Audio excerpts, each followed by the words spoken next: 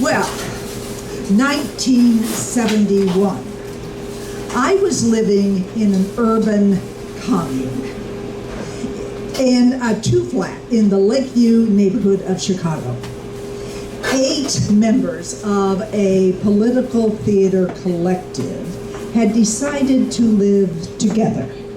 It was Robin, Laurel, Ann, Mary, Jimmy, Paul, Don, and me.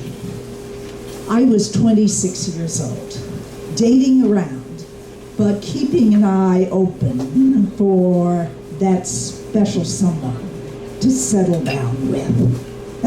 Oh, we were a mix. Some of us had just graduated from high school. Some of us were in our mid-20s and had established careers. Don and I were sort of on the older end of the group, but we were dramatists, musicians, political activists, community organizers. We all shared a passionate opposition to the Vietnam War and a passion for women's liberation and civil rights. So we all juggled jobs with our political theater work. During the day, I was a waitress. At night, theater rehearsals, except on date nights. That night, the doorbell rang, and I added a touch of lipstick and a sexy scarf to my blue jeans and tank top outfit, and headed out for a date with Charlie. He was cute. He was cute. But Charlie spent the whole night talking about himself. I don't think he even asked me one personal question the whole night long. I said, Charlie is not the one. He dropped me off at home. Not even a kiss in the car. So I was disappointed. I went into the house, shut the door behind me, and looked for a place to sit down. I just wanted to unwind. And I could not find a place to sit down because of all of the crap in the living room. And there were newspapers, magazines, sweaters, scarves, shoes, dirty clothes.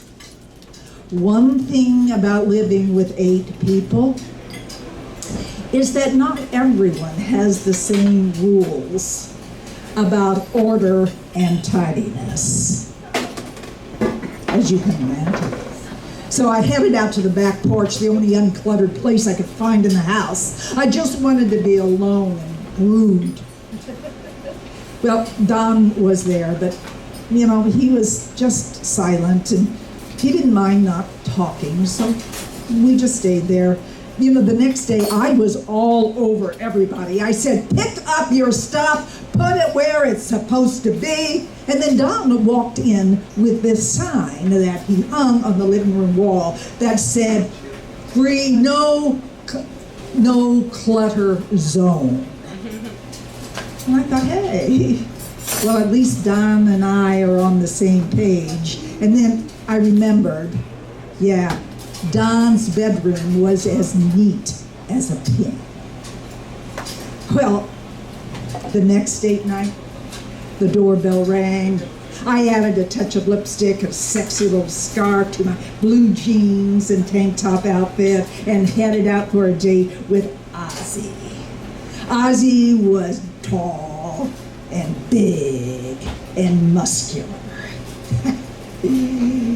Ozzy flirted with other girls at the bar, right there with me. I go, Ozzy, you're not the guy. I slammed the car door when he pulled up in front of the house and headed inside. And the living room was just all abuzz with laughter and talking. And I said, I'm just going to head into the kitchen and get a cup of tea. And then I saw that the sink was full of dirty pots and pans. We cooked.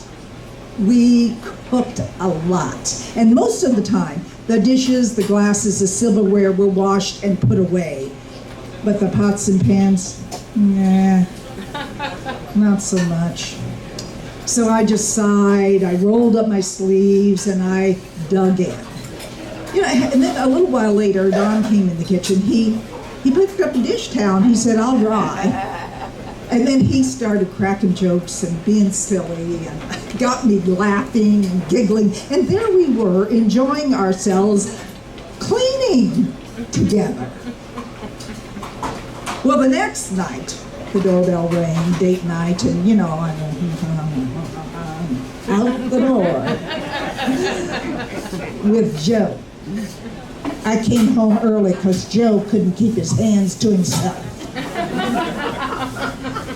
And the house was vibrating with music. There was a strobe light playing. There were lots of people in the living room, the dining room, dancing. I just jumped in, dancing. Aretha, Mamas and the Papas, Marvin Gaye. We could partay.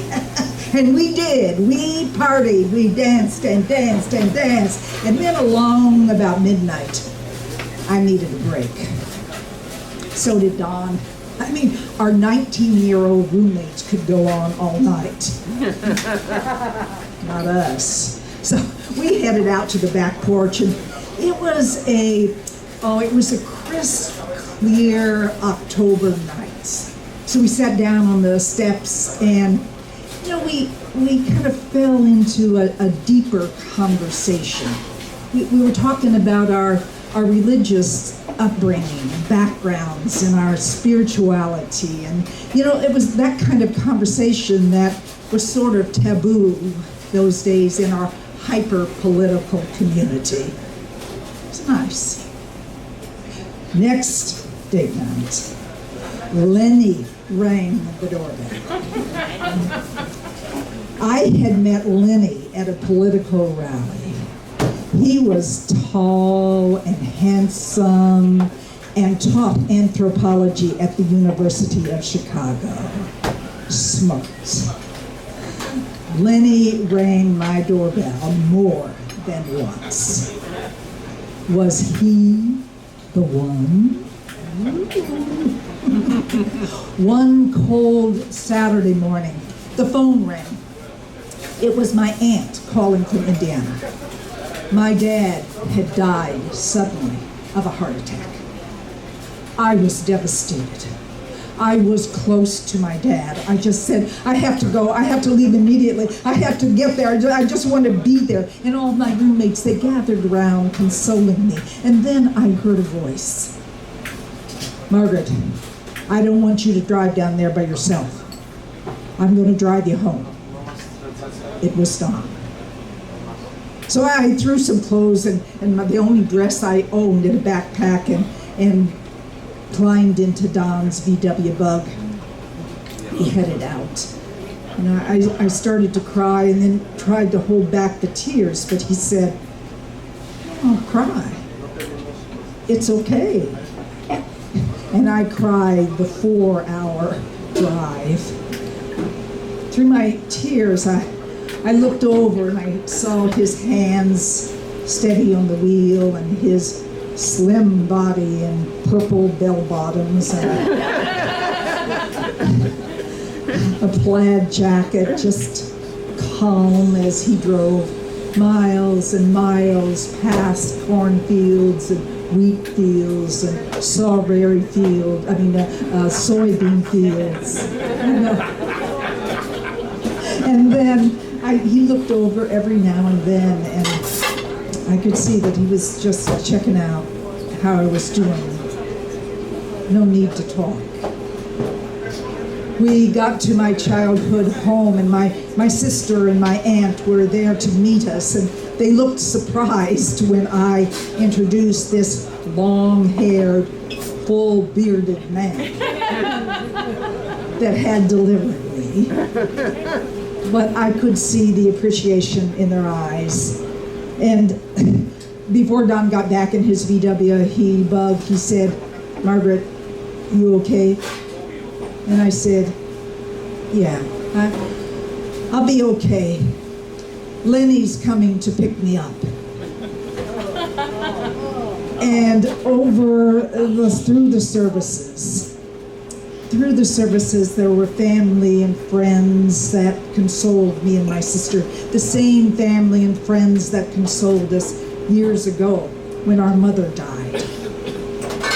But it felt like something was missing. Someone was missing. I wished Don were there. 2 weeks later, Lenny came to pick me up. And on that ride back to Chicago, I realized the wrong man was driving. When Lenny delivered me home, I just gave him a peck on the cheek, and I walked into the house past the living room that was all cluttered, and through the kitchen where the sink was full of dirty pots and pans, and out onto the porch. Don was there. I said, I'm so sad. I miss Dad so much. And he just took me in his arms. And I breathed deeply and leaned into his embrace. Don's the one. So 4 months later, we moved out of the commune and into our own apartment. And a few years after that, we married because we wanted to have children. And those qualities I saw in Don on that ride down to Indiana, his kindness, his steadiness, the shared values of family and politics and spirituality, and his fun-loving soul, have kept me falling in love with him again and again. And it helped us through those hard times. Raising 3 sons, multiple career changes, relationship issues. But today, 50 years later, I know. A typical morning goes like this. Don calls, "Coffee's ready." I roll out of bed, down the stairs, pour a cup, and join him on our very tidy and organized sun porch. Flowers at one end, books and toys for our grandchildren at the other end. Our 2 favorite chairs, his on the right, mine on the left. And we chat about, family, weather, politics, and then we do our 15-minute morning meditation. And before we head into our days, we always pause, look at one another, and say, yes, you are the one.